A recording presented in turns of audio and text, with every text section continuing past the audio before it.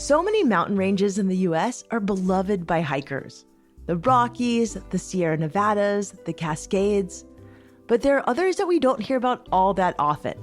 Take the White Mountain Range in New Hampshire, which has some of the most difficult hiking in the country. There are stretches of exposed terrain, steeply graded trails, brutally strong winds, and rapidly changing conditions. Adventuring there in the winter months provides extra challenges. Thick snow blankets the trails, impacting navigation and visibility, and the region is famous for having some of the world's worst weather. There are 48 peaks in the White Mountains that are over 4,000 feet tall, and it's become a tradition among New England hikers to summit all of them.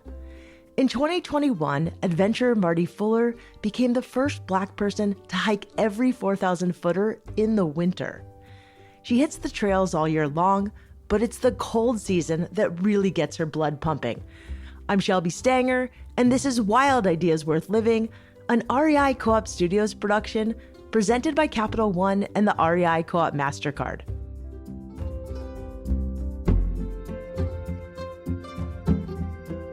Mardi Fuller, welcome to Wild Ideas Worth Living. You have truly lived some of the wildest ideas we've heard of on this podcast. Thank you, Shelby. It's so wonderful to be here. Your wild idea was hiking all 48 of New Hampshire's 4,000-foot peaks, which is an incredible goal. I'm curious how you got into hiking and adventure as a kid. I grew up in New York, not in the city, but just in one of the suburbs just north of the city in Westchester County. And I always just loved nature. I loved playing outside. My parents are immigrants from Jamaica, and they both grew up in rural environments, loving the outdoors. And so they raised my brother and I really loving the outdoors in a different way than Americans tend to take on the outdoors, meaning in a much more organic way, like going for walks, learning the names of birds and trees, visiting parks. Those are things that Americans do too, but the difference really came when I went to high school and college and I got kind of inculcated into outdoor culture where you would need to buy a bunch of gear so that you could take a walk in the woods or so you could sleep outside. And my parents were like, why are you spending $1,000 to sleep outside? We're very confused right now. So one important thing about how I was raised and how it differs from an American experience is that because my parents are Jamaican and grew up in a Black country where they could feel belonging to nature and not face the exclusions that Black Americans face in the US, it was just so much more natural for them to invite me into that. And yes, they experienced American racism and learned about how it works here, but they still had that initial innate bonding with nature that made it more possible for me to experience that without friction. And so that's a really important part of my nature connection as a kid and why I kind of immersed myself in the outdoors. And then in college, I did a 4-night or so backpacking trip in the Green Mountains in Vermont. And it was pretty transformative. I knew, as a first year student, you're given this long list of orientation options. And I was backpacking, always wanted to do it. I haven't had an opportunity before.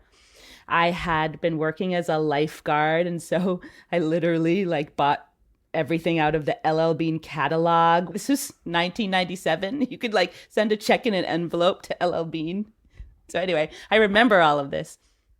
Got the gear. We went on this trip and it was just really special. I mostly remember connecting with the people. It was really transformative and kind of set me on a path to want to explore more.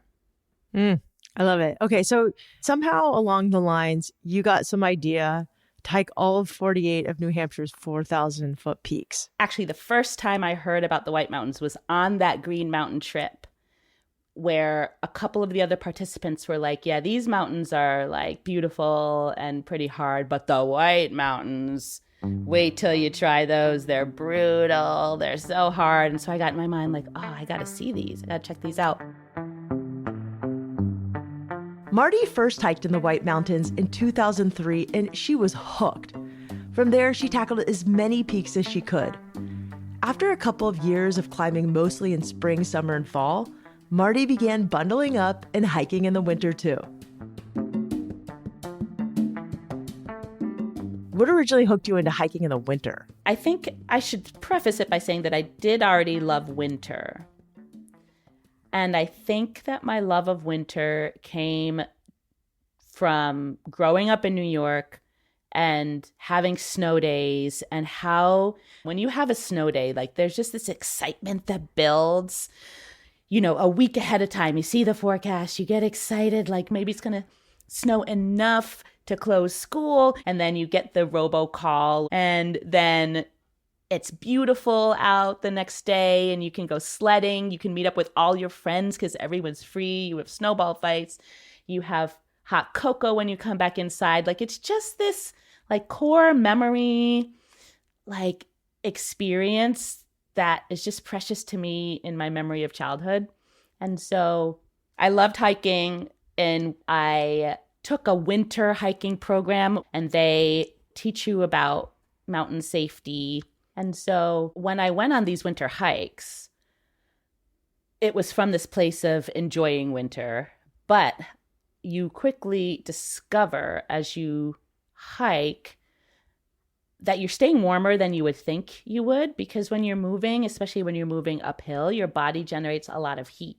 You're actually staying very comfortably warm within 20 minutes of walking or less, really down to like 0 degrees, not even joking. It's just when you stop where you will get cold very quickly. And if you have moisture on your body due to sweating, that could freeze up and accelerate your coldness. So it's a beautiful way to enjoy the winter.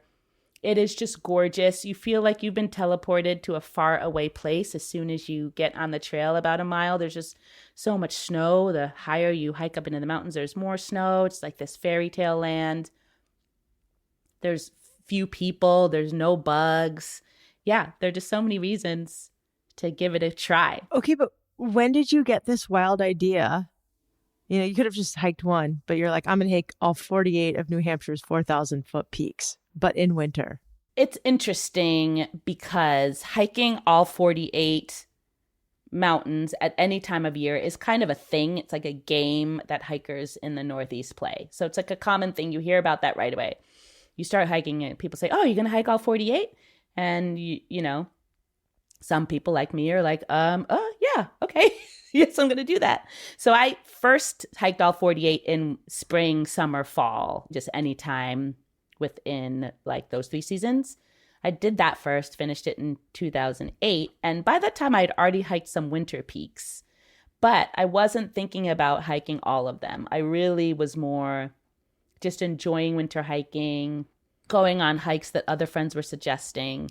And then years later, I realized 2 things. One, I was getting close to hiking them all, so I might as well do it. And then second of all, there were no other Black people who had done it. And I had to ask around. There's kind of a historian named Steve Smith in New Hampshire. I asked him and looked around in places where records are held. Couldn't find any other Black person who had finished them in winter. So I kind of just said to myself, well, it's going to be me then. I didn't need to finish the list until I realized that.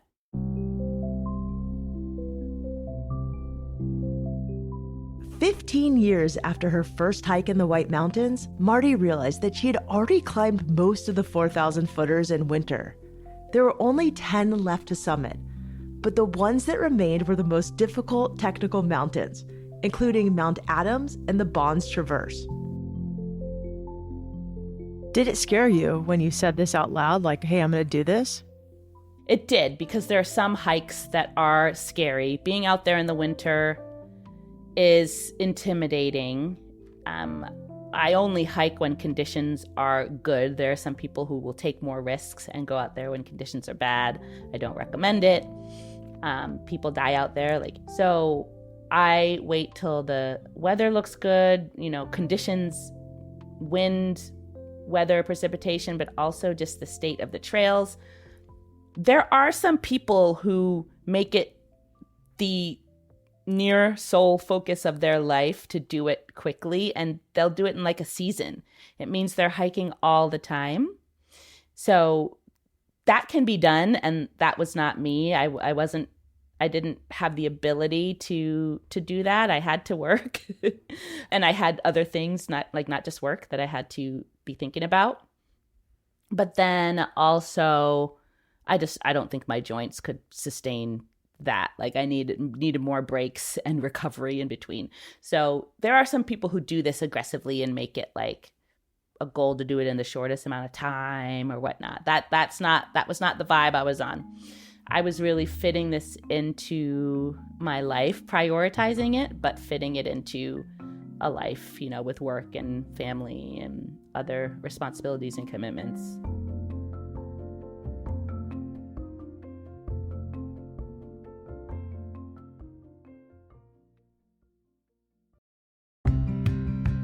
We talk a lot on this show about the training and gear you need to go after a wild idea.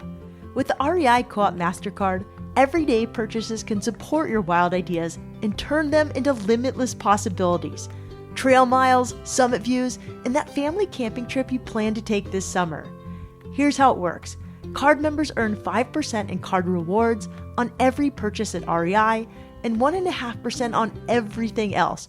Groceries, gas, your morning coffee, it all adds up. And the best part, you can redeem card rewards as soon as you earn them. That means grabbing those new trail runners you've been eyeing and keeping more cash in your pocket. It's quick and easy to see if you're pre-approved. To learn more about the REI Co-op MasterCard program, go to rei.com/MasterCard-podcast. That's rei.com/MasterCard-podcast. Terms apply.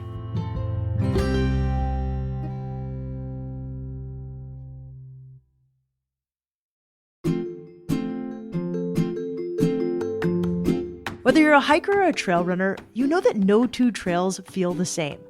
Some involve a rocky climb with switchbacks, and others are a smooth path through a forest. That's why REI Co-op has shoes built for every turn, every surface, and every mile. You'll find the latest footwear from top running brands like the new Ultra Timp 6 and the Brooks Ghost Trail, plus clothing and gear from Rabbit, Swiftland, REI Co-op, and more. REI has you covered this season, so skip scrolling through endless gear reviews and guessing which shoe is right for you. Stop by your local REI to get personally fitted or shop rei.com. REI Co-op. Run every trail.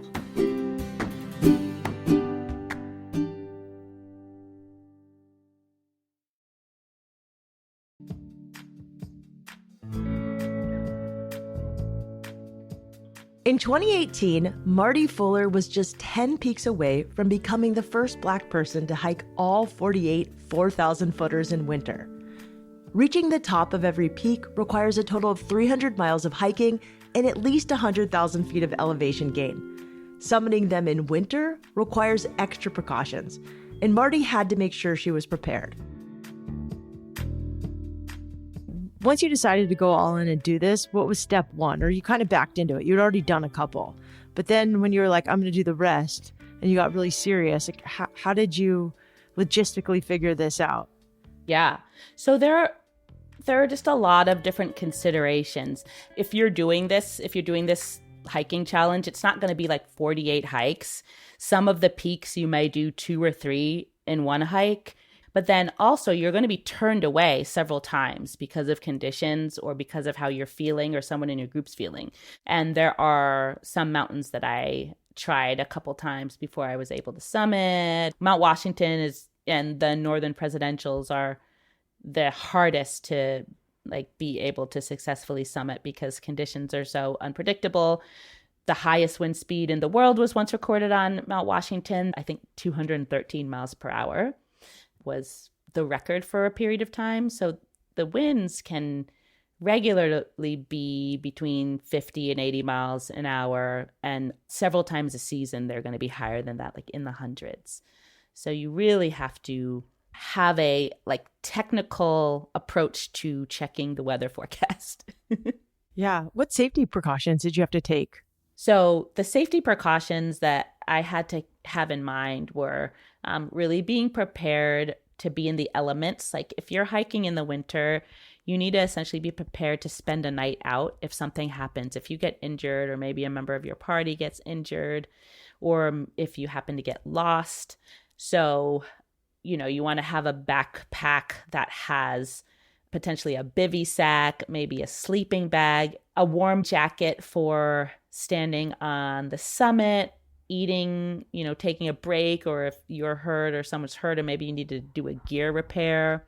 You've got to have all the appropriate gear for managing the terrain, crampons and mountaineering boots if it's above tree line, regular hiking boots and micro spikes usually if it's below, and snowshoes for breaking trail if you need to do that. And you have to have prepared by like researching the state of the trails. You have to read a lot of message boards and kind of hold everyone's comments with a grain of salt while trying to also deduce like what's valuable from like crowdsourced information. And then reading the weather reports, understanding the weather conditions. You also have to prepare by maybe having a conversation with your group, having the same expectations, agreeing what would determine that you're going to turn around, because you don't want to be surprised by someone's risk tolerance. Sometimes folks can be very focused on peak bagging or getting a summit. There have been times that I've hiked and I've been like 100 yards from the summit, but my hiking partners and I have said we don't feel that it's safe to go further because we're not sure that we would know where we are like once we're there, because the conditions are so bad. The winds are strong. There's a whiteout happening because the wind is blowing up snow, or it's actually snowing and the wind is blowing the snow around. You might be in a situation where it's like foggy and you're above tree line and you're looking at cairns to know the direction you're going in. And if the visibility is decreasing and you can't see the next cairn, then you're essentially stuck because you're in this super rocky terrain and you could wander down to a cliff's edge without visibility. So you just have to always be making good decisions. In order to stay safe on these trails, Mardi almost always took at least one other person with her. Over the years, she's developed a healthy community of fellow outdoor adventurers who are more than happy to share their skills and resources. Navigation is challenging in winter, so it was always helpful when Mardi's group could double-check each other's work. Some friends even had climbing expertise and equipment to assist with descending steep inclines. Finally, in 2021, Mardi completed her final winter peaks, Mount Adams and Mount Madison. What did you learn about yourself as you went along this journey? I mean, it started when you were young up until your 40s. I really do feel like putting myself into the elements in these ways has allowed me to face, hardship and uncertainty in my own life. It's made me, I think, more ready to embrace change. It's helped me even just like as a traveler when unexpected things happen or you're in a situation that you didn't plan for is out of your control. I just feel more, I feel confident that I'll get through it, I'll manage it. And I'm, able to kind of get to a place of peace more easily. Just the pride that I have in myself for like being able to do hard things has really like been impactful for me. Growing up, I was a swimmer. I ran kind of track, but I was never good at like hand-eye coordination sports. And so I always had a little bit of like shame around performing physically. So being able to be proud of myself in my physical accomplishments, it was not something that was innate to me as a kid. Were there times where you experienced incredible awe or wonder, or you saw some sort of piece of nature that just stopped you in your tracks? Yes, I would say in some senses, I always kind of had that experience. Just the scenery and just the quiet and the vastness is just mind-blowing every time. But some of the best experiences I've had have really been when I've been surprised by kind of like some of the smaller beauties. One of the examples is a time when I brought a group of people hiking for their first winter hike. And we climbed one of the 4,000 footers that is totally below tree line. It's not a terribly long hike and pretty safe for new people to try out. And witnessing their wonder along the way was really one of the most memorable winter experiences I've had. It was everything from getting out of the car, and they'd had a packing list. They were really thoughtful about how they prepared, and most of them just had brought too many layers and too much stuff. And they were so skeptical about how warm they would be. And I was able to convince them, like, leave these things in the car, bring this. And they were so delighted 10 minutes into hiking to find that they were sweating and warm because they were worried about that. So that was really wonderful.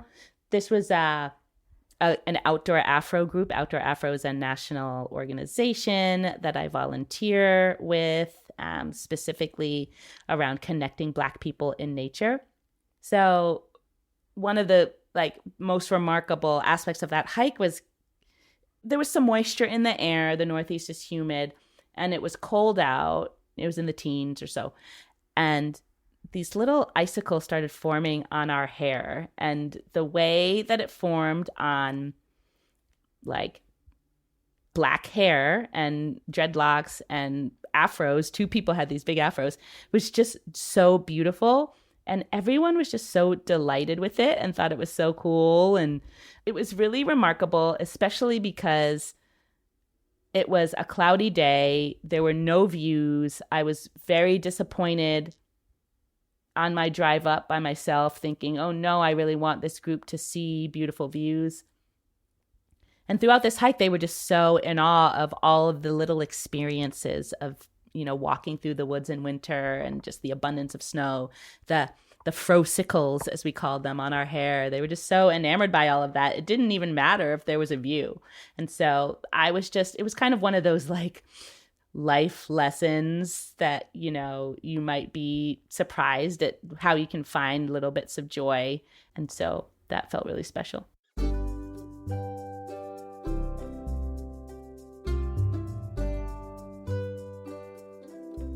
In addition to becoming a record-setting adventurer, Mardi also works to encourage diversity and inclusion in outdoor spaces.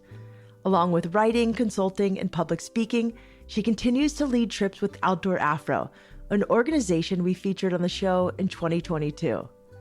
Mardi's next wild idea is to expand her list from 48 to all 67 of New England's 4,000 footers in the wintertime. If you'd like to keep up with Mardi, you can follow her at Where Locks Fly Free. That's WHERELOCSFLYFREE. Wild Ideas Worth Living is part of the REI Podcast Network. It's hosted by me, Shelby Stanger, produced by Annie Fassler, Sylvia Thomas, and Sam Piers-Nitzberg of Puddle Creative. Our senior producer is Jenny Barber. Our executive producers are Paolo Motola and Joe Crosby. Thanks again to our partner, Capital One and the REI Co-op MasterCard. As always, we love it when you follow the show, take time to rate it, and write a review wherever you listen. And remember, some of the best adventures happen when you follow your wildest ideas.